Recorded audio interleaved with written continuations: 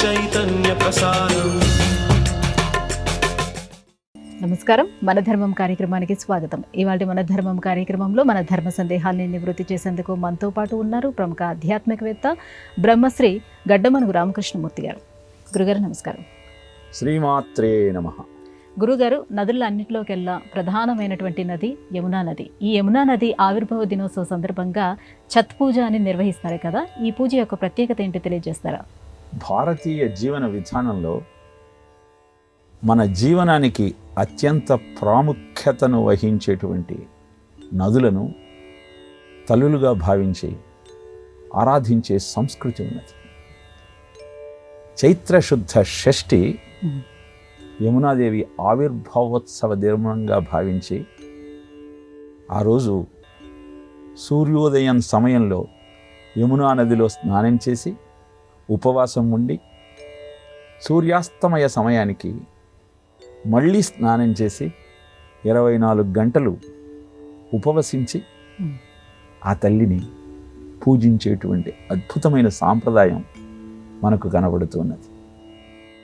హిమాలయాల్లో బందర్ పూంచ్కు నైరుతి మూలలో యమునోత్రి హిమనీ నదాల నుంచి ఉద్భవించి 1300 కిలోమీటర్లు ప్రయాణించి ప్రయాగలో గంగతో సంగమించేటువంటి యమునా నది ప్రయాగలో త్రివేణి సంగమంగా అందరి చేత ఆరాధనలను అందుకుంటూ ఉన్నటువంటి అద్భుతమైన నది. ఈ నది నీళ్లు నల్లగా ఎందుకుంటాయి అని ప్రశ్నిస్తే వామన పురాణం ఒక అద్భుతమైనటువంటి గాథను వివరిస్తూ ఉన్నది. సతీదేవి ప్రాణత్యాగం చేసిన తరువాత ఉన్మత్తుడై సంచరిస్తున్న శివుడిని చూచి తారకాసుర సంహారం కావాలి అంటే శివపార్వతుల కళ్యాణం కావాలి కనుక దేవతలంతా మన్మథుణ్ణి అభ్యర్థిస్తారు, ఎలాగైనా సరే శివుడిని మళ్ళీ మామూలు మనిషిగా చేయమంటూ. అప్పుడు తన పంచబాణాలతో శివుడిలో ప్రేమానురాగాలను ఉత్పన్నం చేస్తాడు మన్మథుడు.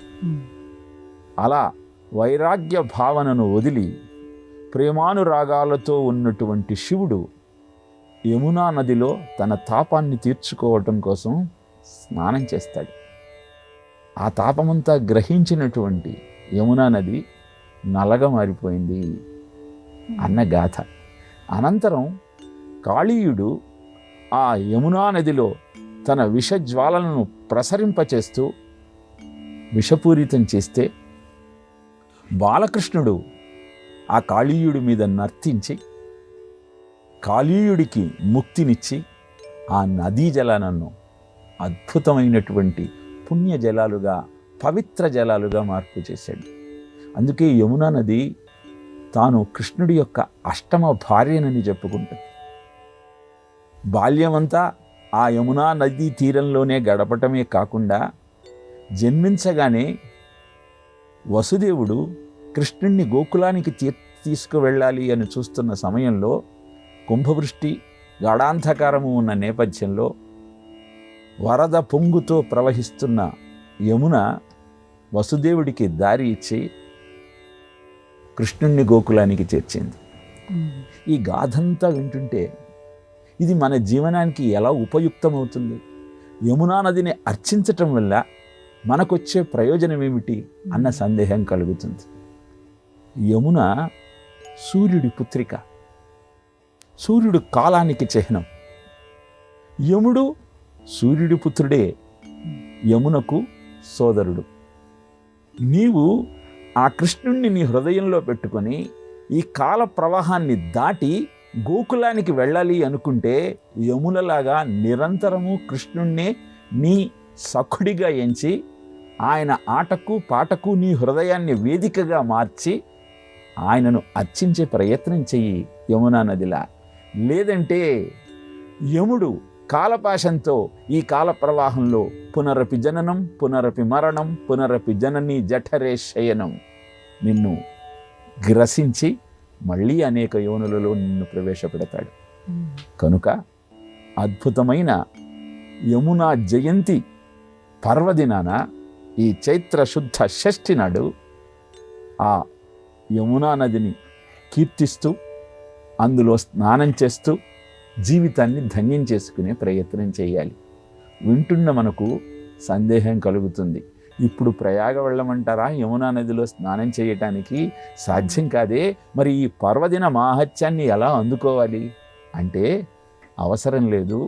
మీ ఊరి దగ్గర ఉన్న చెరువులోనో, దగ్గరగా ప్రవహిస్తున్న నదిలోనో, తటాకం దగ్గరో, కూపం దగ్గరో, లేదా నువ్వు స్నానం చేస్తున్న నీళ్లల్లోనే ఆ యమునాదని ఆవాహన చేసి గంగేచ యమునే చైవ గోదావరి సరస్వతి నర్మదా సింధు కావేరి జలేస్మిన్ సన్నిధిం కురు అని చెప్పుకుంటూ భావనాత్మకంగా ఆ నీటితో నువ్వు స్నానం చేయగలిగితే యమునా నదిలో స్నానం చేసిన పుణ్యం నీ సొంతమవుతుంది. కనుక అద్భుతమైన ఈ పర్వదినాన ఆ యమునమ్మ తల్లిని తలుచుకుంటూ నీ జీవితాన్ని పునీతం చేసుకుంటూ మళ్ళీ జన్మ లేకుండా పాపములనన్నింటినీ ప్రక్షాళన చేసే శక్తి ఆ యమునా నదీ జలాలకు ఉన్నదన్న సత్యాన్ని గుర్తిస్తూ జీవితాన్ని ధన్యం చేసుకునే ప్రయత్నం చేద్దాం. గురుగారు, స్వామినారాయణ ప్రత్యేకత ఏమిటి? ఆయన ఆధ్యాత్మిక సేవల్ని ఎలా విశ్లేషించుకోవాలి? కామోత్కంఠత గోపికల్ భయమునన్ కంసుండు వైరక్రియా సామగ్రిన్ శిశుపాల ముఖ్య నృపతుల్ సంబంధులై వృష్ణులను ప్రేమను మీరు భక్తి మేము ఇదే చక్రింగంటి మెట్లైన ఉద్యాన ధ్యాన గరిష్ఠునైన హరిన్ జందన్వచ్చు ధాత్రీశ్వర అని చెబుతాడు నారదుడు ధర్మరాజుకు భాగవతంలో. ఆ భాగవత సారాన్ని తన జీవితానికి అన్వయించుకొని ఉద్ధవుడు అవలంబించినటువంటి తత్వాన్ని నవీకరించి భగవంతుడు నీ మిత్రుడు, నీకు ఆప్తుడు, అలా భావన చేసి నీ జీవితాన్ని ధన్యం చేసుకోమని ప్రపంచానికి చాటి చెప్పిన మహాభాగవతోత్తముడు ఆ శ్రీకృష్ణుని అంశ స్వామినారాయణ. భక్తిమాత నిదురిస్తూ ఒక్కసారిన ఉలిక్కిపడి చూస్తే కాంతులు విరజిమ్ముతున్నటువంటి శిశువు తన పక్కలో కనపడింది. వెంటనే ఆ కృష్ణుడు నా కొడుకుగా జన్మించాడు అంటూ ఆమె ఎలుగెత్తి చాటటం ప్రారంభించింది.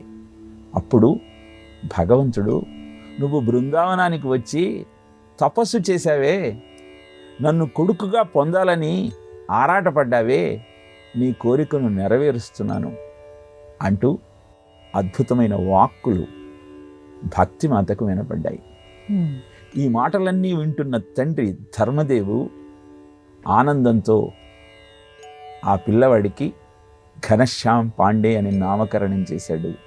ఏప్రిల్ 3, 1781లో జన్మించినటువంటి ఆ కృష్ణ అంశకు నీలకంఠ పరణిగా 11వ ఏట దేశాటన ప్రారంభించి భారతదేశమంతా ప్రయాణించి సమాజంలో ఉన్నటువంటి అసమానతలనన్నింటినీ గమనించి స్త్రీకి సమానమైన హక్కు కావాలని మొట్టమొదట ఎలుగెత్తి చాటిన మహానుభావుడు స్వామినారాయణ. వర్ణభేదం లేకుండా, పెద్ద తక్కువ అన్న ఆలోచన లేకుండా అందరూ యజ్ఞయాగాది క్రతువులలో పాల్గొనాలని, సహపంక్తి భోజనాలు చెయ్యాలని, యజ్ఞయాగాది క్రతువులలో స్త్రీకు కూడా భాగస్వామ్యం కల్పించాలని తెలియజేశాడు. దేశమంతా పర్యటించి రామానంద ఆశ్రమానికి చేరి గురువుల దగ్గర వేదాధ్యయనం చేశాడు. అనంతరం రామానందుల వారు సహజానంద అని ఆశ్రమనామాన్ని అందజేశారు. అద్భుతమైన ఉద్ధవ సారాన్ని గ్రహించి నవీకరించి భగవంతుణ్ణి ఆరాధన చేసే విధానాన్ని ప్రజలకు చాటి చెప్పి అక్షరధామాల రూపకల్పనకు ఆద్యుడయ్యాడు. మొట్టమొదట అలహాబాదులో, ఆ తరువాత అనేకమైన చోట్ల విదేశాలలో కూడా ఇప్పుడు అక్షరధామాలు కనపడుతున్నాయంటే ఆధ్యాత్మికతకు భక్తిభావని ఉచ్ఛ్వాస నిశ్వాసాలుగా గడపాలన్న సత్యానికి విశ్వ మానవ సౌభాతృత్వానికి ఆ అక్షరధామాలు నిజమైన ఆవాసాలుగా నిలిచాయి. ప్రపంచంలో కృష్ణ భక్తిని భగవద్భక్తిని ప్రేరేపిస్తూ జీవితాన్ని ఎలా ధన్యం చేసుకోవాలో తెలియజేసినటువంటి అద్భుతమైన తత్వమే స్వామినారాయణ తత్వం.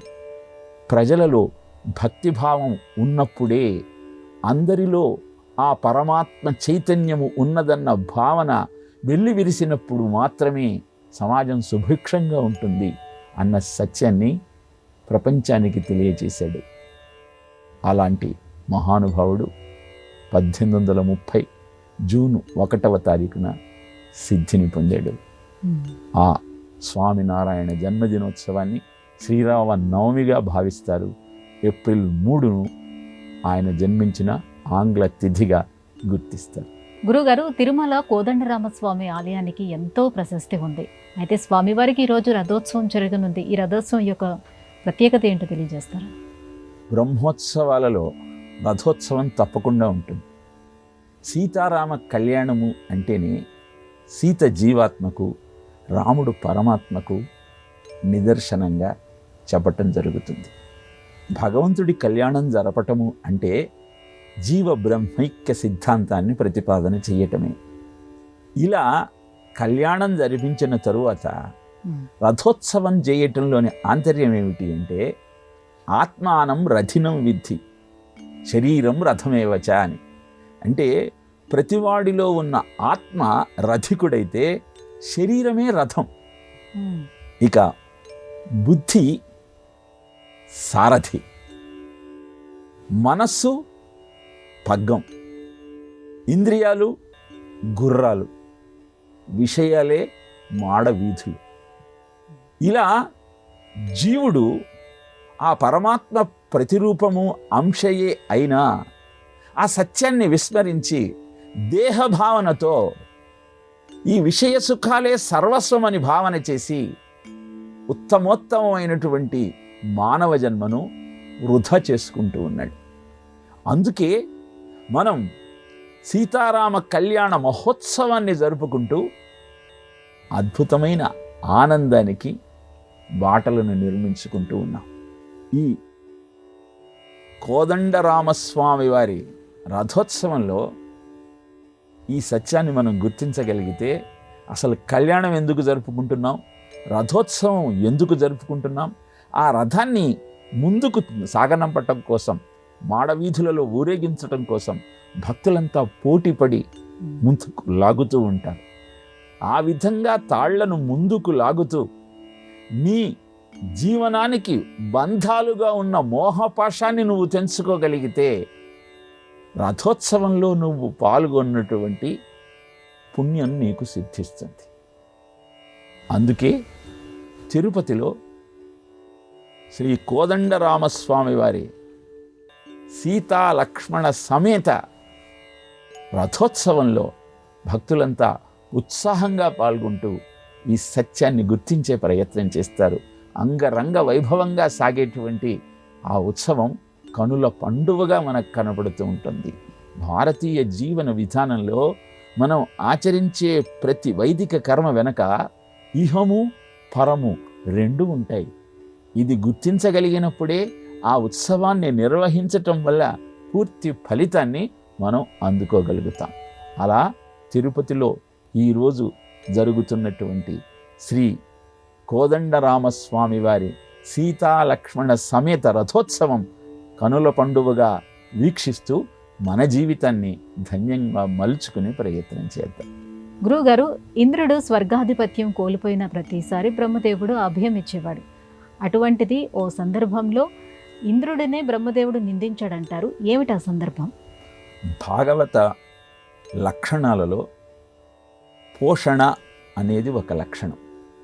పోషణం తదనుగ్రహ అని చెప్తారు. అంటే భగవత్ అనుగ్రహాన్నే భాగవతపు యొక్క 10 లక్షణాలలో పోషణ లక్షణంగా చెప్పటం జరుగుతుంది.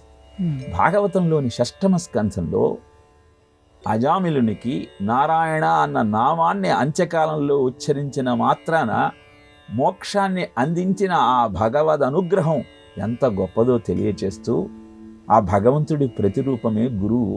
ఆ గురువును నువ్వు ఆశ్రయించగలిగితే, ఆరాధించగలిగితే సకల సుఖాలు ఇహ పరాలు రెండూ నీ సొంతమవుతాయి అని చెప్పటం కోసమే ఈ ఇంద్రుడి వృత్తాంతాన్ని షష్టమ స్కంధంలో తెలియచేయటం జరిగింది. ఇంద్రుడు బృహస్పతి కృప కారణంగా స్వర్గాధిపతి అవుతాడు.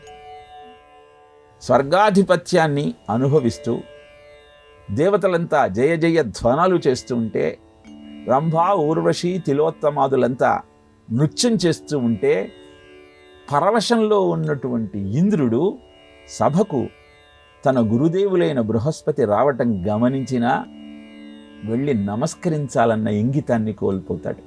అమిత తపప్రభావు కరుణాత్ముని ఈష్మతి చూచి రాజ్యదుర్దమ మదరేఖ ఇంద్రుడు వృధా తన గదియలేవకుండే ఎదుర్కొనంజనక ఆసనమీయక గౌరవోపచారములన్ ప్రసన్నుజేయక తిరంబుగ దివ్య సభాంతరంబునన్ అంటాడు భాగవతంలో. వెళ్ళి అర్ఘ్యపాద్యాదులిచ్చి ఆసనం చూపించి ఆదరంగా కుశల ప్రశ్నలు వేసి సాష్టాంగ దండ ప్రణామం చేసి గురువును ఆరాధించాల్సిన సత్యాన్ని విస్మరించిన ఇంద్రుడు కనీసం పలకరించను కూడా పలకరించలేదు. గమనించాడు బృహస్పతి. రాజ్యాన్ని కైవసం చేసుకున్నటువంటి గర్వంతో విర్రవీగుతున్న ఇంద్రుడు తన పతనాన్ని తానే కొని తెచ్చుకుంటున్నాడు అని గమనించి అక్కడి నుంచి నిష్క్రమిస్తాడు. సభ అయిపోయిన తరువాత, ఉన్మత్తత నుంచి బయటపడిన తరువాత ఇంద్రుడికి జ్ఞాపకం వస్తుంది, తాను గురువును అవమానించానన్న నిజం. వెంటనే బృహస్పతి దగ్గరికి పరిగెత్తుతాడు. కానీ గుణపాఠం చెప్పాలనుకున్న బృహస్పతి అదృశ్య రూపంలో ఉండిపోతాడు. ఇది గమనించిన బలి వెంటనే శుక్రాచార్యుడి దగ్గరికి వెళ్ళి, గురువర్యా, ఇంద్రుడు గురుద్రోహం చేశాడు. ఇది అతనిని జయించటానికి మనకు అనువైన అదను కనుక మీరు నాకు మార్గదర్శకం చేయండి అనగానే శుక్రాచార్యుడు యజ్ఞం చేయిస్తాడు. రథాన్ని, అస్త్రశస్త్రాలను, అక్షయ తూణీరాన్ని బహుమానంగా ఇస్తాడు. వాటిని తీసుకొని ఇంద్రుణ్ణి జయిస్తాడు బలిచక్రవర్తి. ఇప్పుడు తాను గురుద్రోహం చేసిన కారణాన ఎలాంటి అవస్థ వచ్చిందో తెలుసుకున్నటువంటి ఇంద్రుడు బ్రహ్మదేవుడి దగ్గరికి వెళతాడు కాపాడమని. ప్రతిసారి విచారిస్తూ దైన్యంగా తన దగ్గరకు వచ్చిన ఇంద్రుడిని అనునయ వాక్యాలతో అనునయించేటువంటి బ్రహ్మదేవుడు ఈసారి మాత్రం నెట్టన పాపకర్మమున నేరమి చేసి తిరేమి చెప్ప మీ పుట్టిన నాటి నుండి బుద్ధులు చెప్పి జగంబులేలగా పట్టము గట్టి పెంచిన కృపానిధి బ్రహ్మకళావధిజ్ఞు చేపట్టక గుట్టు జారి సిరి పట్టున దొట్టిన పొట్ట కొవ్వునన్ అంటూ మందలిస్తాడు. మనము సామాన్యంగా ఎదుటివాడిని బందలిచ్చేటప్పుడు ఒళ్ళు బలిసి కొవ్వెక్కి అంటాం కదా, అదే మాటలు ఉపయోగిస్తాడు. పొట్ట కొవ్వెక్కి గురువు సభలోకి వచ్చినప్పుడు ఎదురు వెళ్ళి నమస్కరించాలన్న ఇంగితం కూడా లేకుండా అవమానించిన నీకు ఇది చాలా తక్కువ శిక్ష అయిందిరా, ఈ పాపానికి నిష్కృతే లేదు అంటూ చెప్పగానే ఇంద్రుడు భయపడతాడు. స్వామి, మీరే ఇలా అంటే నాకు దిక్కెవరు? ఈ ఆపత్కర స్థితి నుంచి నన్ను రక్షించాల్సింది మీరే అంటూ అభ్యర్థిస్తాడు. అప్పుడు బ్రహ్మదేవుడు, నీ పాపానికి ప్రాయశ్చిత్తం చేయగలిగిన వాడు ఇంకొక గురువర్యుడే కనుక స్పష్ట ప్రజాపతి కుమారుడైనటువంటి విశ్వరూపుణ్ణి ఆశ్రయిస్తే ఆయన నిన్ను కాపాడగలుగుతాడు అని తరుణోపాయం చెబుతాడు.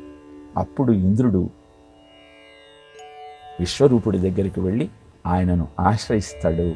నారాయణ కవచాన్ని విశ్వరూపుడు బోధించిన తరువాత ఆ నారాయణ కవచ మాహత్యంతో తిరిగి బలిని జయించి స్వర్గాధిపత్యాన్ని కైవసం చేసుకుంటాడు. అలా గురుద్రోహం చేయటం అంటే కొవ్వెక్కి జీవితాన్ని గడపటమే. అది తెలియచేయటమే ఈ కథ యొక్క ఆంతర్యం.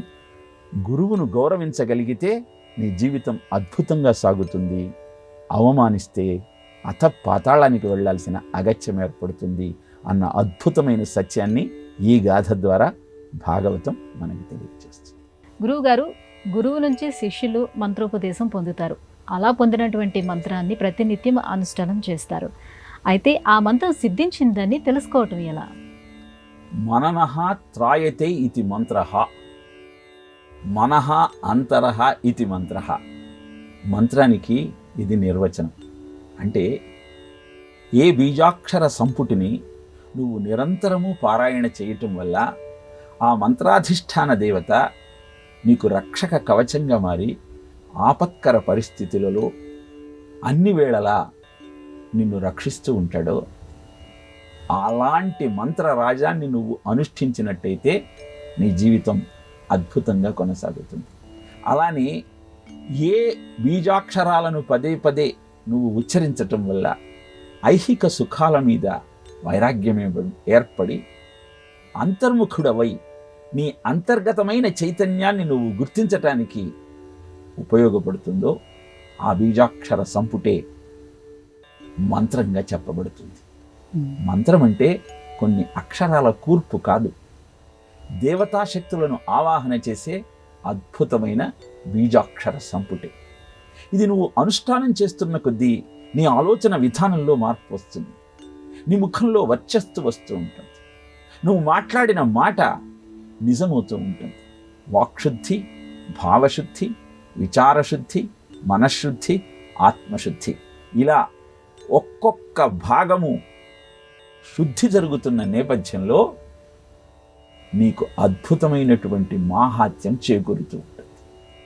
అందరికీ నీ మాట వేదవాక్కుగా మారుతుంది. ఈ లక్షణాలన్నీ నీకు సిద్ధిని కలిగించాయని తెలియజేసేవే.